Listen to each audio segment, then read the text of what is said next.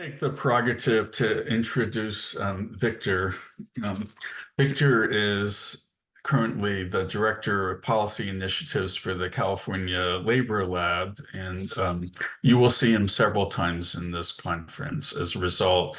Victor just completed a long tenure as the Vice President for Research of PolicyLink, an organization in Oakland that's dedicated to focus on marginalized workers and to bringing the fruits of academic research to their benefit.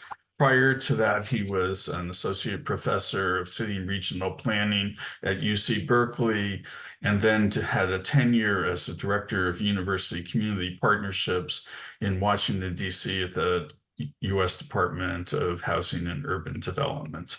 Victor? Thank you, Ed. Thank you, Laura and Lorena, and everyone who's made the conference already so successful.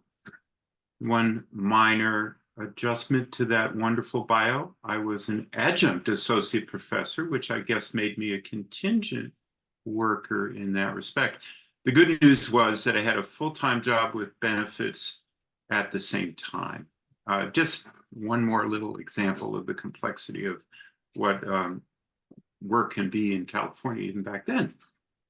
And I am reminded. Pardon me, I'm going to interrupt to say it's a good segue to our after the break session on higher education. Ah, yes, I have been looking forward to that. And I'm also reminded of my mother's lifetime membership in AFSCME District Council 37, Local 271 in the city of New York, going back to the days when public employees did not have the right to organize and had to fight for that. So Lorena, I'm delighted to hear you and to have a few minutes to engage in this conversation. I don't want to give you a test on all of the detailed data that Ed and Laura just presented, but I do want to shape our next few minutes with ways of talking about how this kind of information can be useful in the policy process. And I was pleased that you mentioned not only, of course, legislation, but litigation and court cases. And you mentioned how Prop 22 is coming up before the Supreme Court soon. And you put a big emphasis on enforcement also, and talked about several different ways in which current or prospective ways of enforcing rules. We're great in California, as you say, about putting worthwhile things on the books, but less so in making sure they often happen. So maybe the broader way to look at this is, how can findings from a work and health survey be useful and relevant, both in what they say and how they're presented, and who uses them and who hears them? And then more generally, what kind of evidence and information is relevant to the kind of battles you're fighting and the issues you're engaged with? And we'll frame that in a way that gives you a chance to talk about some of that and ask Ed and Laura what they think would be useful. And before we get too complicated, I'm just wanting to remind us of what Ed said was the one takeaway, if we only have one, which was that all these forms of non-traditional work are mostly Californians' main jobs. They're not side hustles. You didn't use that word, but they're not pin money. They're not a little extra on the side. They are the ways that an increasing number of people are trying to make a living.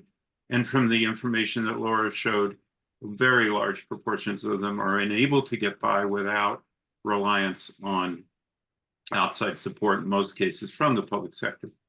So given that and everything in between, Lorena, just to start, did you have any first impressions of what kind of findings that you heard here, what kind of lessons from the surveys might be most relevant for either upcoming legislative battles, different kinds of organizing efforts, or even the court cases that you're talking about? I really thought that the information about how many of these gig workers are relying on public services is a huge issue and one we need to know more about. I mean, we use it anecdotally. I think there have been previous surveys that tell us about the type of employers with employee-employer relationships like McDonald's and in Walmart, whose workers have had to rely on public services. I don't think we have as much data on the gig economy. And I think that that's really important because so often when we talk about the economy, people try to put forward that this is necessary, right? This is necessary for tax base and for people to continue to work. But when we realize that government is subsidizing, in fact, our tax dollars are subsidizing these, by the way, billionaire corporations who are not putting the money into their workforce and instead are becoming billionaires from, public offerings, then we are subsidizing billionaires. That's what's happening. And I think we have to center some of our discussion around that. Because it's not acceptable. It's not acceptable that, so much we've been kind of trying to get to the notion of public dollars in Sacramento. We often talk about labor standards on public dollars, when we do like tax credits or we're giving companies infrastructure money, whatever it is, like what kind of jobs are being created there. But we should also look at the labor standards on basically we're subsidizing their workforce. What, a way to kind of get that across, I think is really important and something that I think can be very useful in the policy-making decisions. Thank you.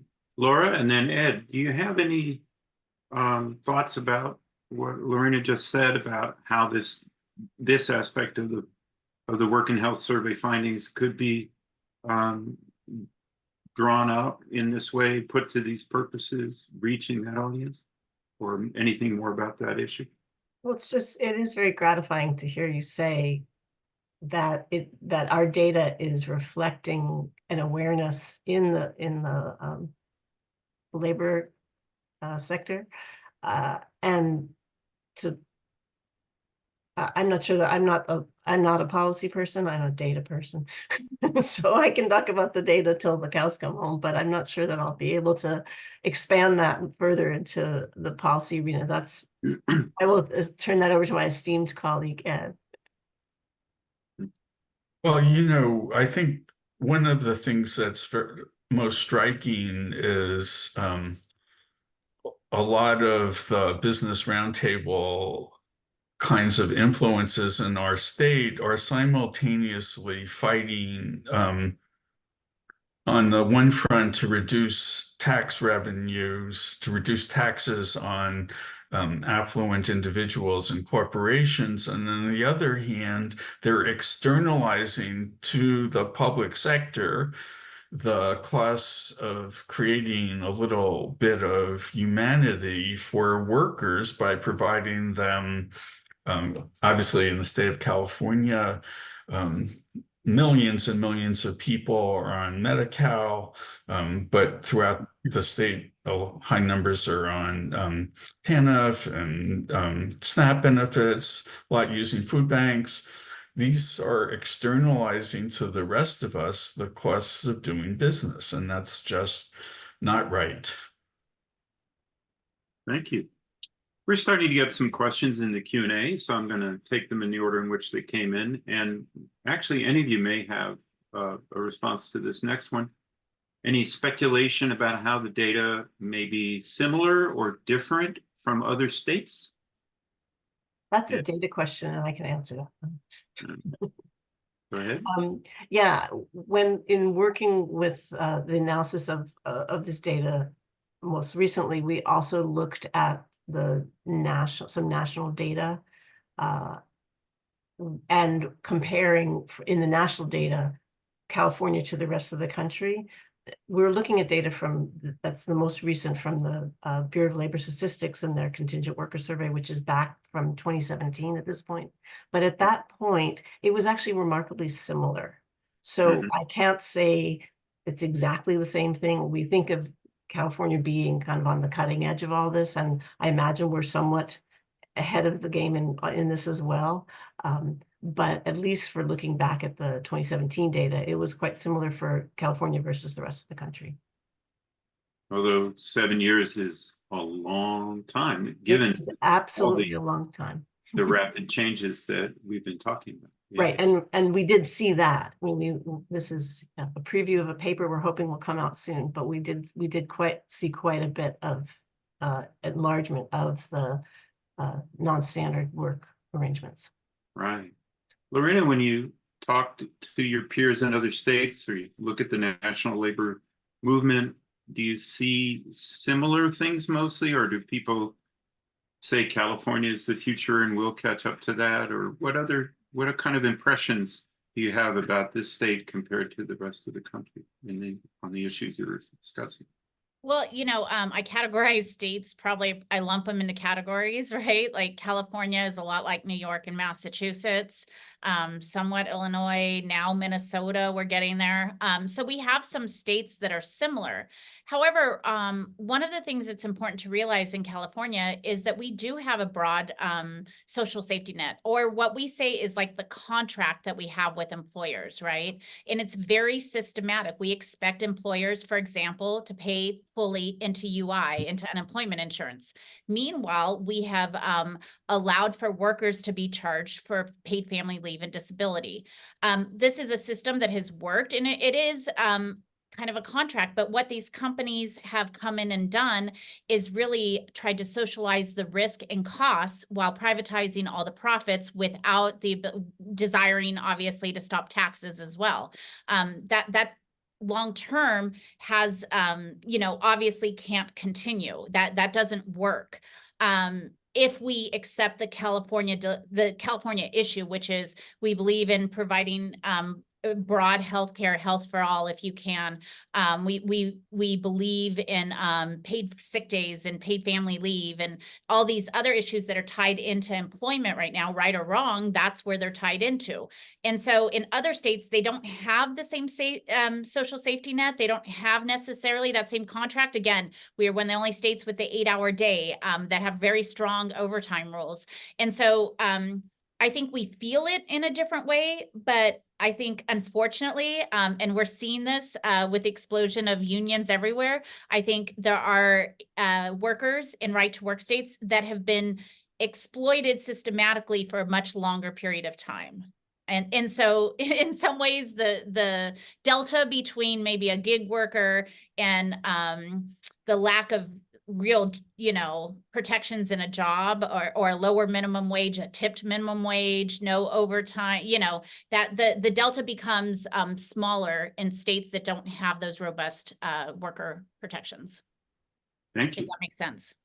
Yeah. But I'm not sure because I'm not a data person. Like I'd need the data. That's what I would think is going at play. Well, this is among total worker health centers of NIOSH unique to Labor Lab, but we're getting a lot of attention for this approach. And I'm hoping that more researchers in other parts of the country will get supported in general and by NIOSH and NIH in particular to make these issues more central so that we get this kind of detail nationally. Another question, are there public sources of reliable or systematic information on the percentage of employees by employer by name who are relying on public resources? Can they be called out, I guess is my informal way of asking. I will commend you to two investigators who have a project in our center in the California Labor Lab and who also are the Shift Project investigators. What they've done is amassed a data set of literally hundreds of thousands of service sector workers where they can show with great precision how the working conditions in different large employers, how they differ. So I would commend to you the Shift Project data on that large set of industries. But of course, the service sector is the largest sector in the economy, but their study is focused on that. But in manufacturing, for instance, we know that there are tremendous differences depending on the state and also, and therefore the laws that protect them, and also on a degree of unionization in the industry. So it is with great anticipation that we see the result of the election that took place among auto workers in the first plant, and there was a truck plant that is owned by Daimler, formerly part of Mercedes-Benz, and one more coming up in Toyota, because this will likely make a tremendous difference in these regional differences, and then also the protections that workers who are in that most important manufacturing sector differ depending on the state and the degree of unionization of their industry. Thank you. We'll shift gears a little. We have a question about Cal OSHA by someone who's clearly well informed about it. I'm just going to read it and ask for your possible responses. One very sad example of the lack of enforcement in California is the fact that Cal OSHA has a 40% vacancy rate in field compliance officers for years now. This means employers have little to fear in ignoring state health and safety standards because Cal OSHA cannot do its job. How can we get the Newsom administration to fill these field enforcement positions? Lorena, you spoke about the importance of enforcement in a number of ways. Any thoughts on this? Yeah, I mean, this is not just a Cal OSHA problem, although it's horrific. It's also a labor commissioner problem. And we're talking 40% across the board in these agencies, the only state agencies that really are empowered to look out for workers. Cal OSHA's problems extend beyond the vacancy rates. They extend to the ways in which they enforce or perhaps don't enforce, rather the chumminess with employers and the kind of casual way they allow folks to fix problems rather than really get at the heart of the problems and find folks. So this has been a problem for years. We have worked or tried to work with this administration. There seems very little political will to change it. We have started highlighting the issue. And there are little things that allow us to, right? We talked about our indoor heat standard. That's something that California passed in 2015. An indoor heat standard that was supposed to be basically go through the standards process, which takes forever. And should be implemented. It took way too long because of COVID. It finally got a heat standard. And then, you know, the administration came in at the last minute and squashed it because apparently it would cost prisons too much to abide by. However, it's legislation. They have a moral responsibility, obviously, to enact what was already went through the rulemaking process, and we will get that. But this continues to be a problem, and I think it's going to require us to start focusing on in political asks. We always, you know, we have another governor's race coming up in 2 years, and we always deal with kind of the obvious issues, wages, working conditions, but we so seldom talk about the funding of administrative positions that could really help enforce laws, and that includes Cal OSHA, the Labor Commissioner's Office. If you want a truly pro-labor governor, pro-worker governor, then you have to actually enforce the very laws that you're willing to sign, and that's what we're going to be asking for in the future. But it is difficult, especially in these budget times. Thank you. We have just a minute left in this period. One question back to the data. What types of working conditions may be linked to particular health conditions? I know you said that tracking health is going to take more time, and I think you pushed it about as far as the current data would show you. But is there anything you want to sort of conclude by talking about where that link is and where it's strongest and where you want to go next? Sure. You're correct in saying that with this cross-sectional survey, we can only look at things that are happening in the same moment. We are doing a follow-up survey in a couple of years, going back to the same people and doing a little bit more in-depth look at their health status that can be then linked back to the working conditions, the work status, their non-standard work arrangements, et cetera, from this baseline survey. But I just do want to point out that I guess I ran by this too quickly in my talk. The working conditions that we highlighted in the talk, physical demands lead to most commonly to musculoskeletal injuries, repetitive strain injuries, the like. Job strain has been linked to, has an extensive literature on cardiovascular disease, also musculoskeletal and mental health outcomes. And there's also the SHIFT project has done a lot of work. The project that Ed was mentioning earlier has done a lot of work on shifts. And there's been research predating that as well about the hardships, the health effects, not just on the working person who's doing the work, these irregular shifts, but also on the entire family well-being or the household well-being. So I think those are, there's strong signals in the data that we have from a cross-sectional point of view. Thank you. And thank you for the chance to clarify and expand on it. We've come to the end of our time, and we're about to take a break till 10:45 in the conference. Lorena Gonzalez Fletcher, thank you again for making the time to work with us, to give your remarks and to stay with us for this chat. And Ed and Laura, thanks as always. And do we go immediately to break, or? We do. We do. We'll be back at 11:15. And there are only about 400 more speakers today and tomorrow. So you don't want to miss any of that. Thanks very much.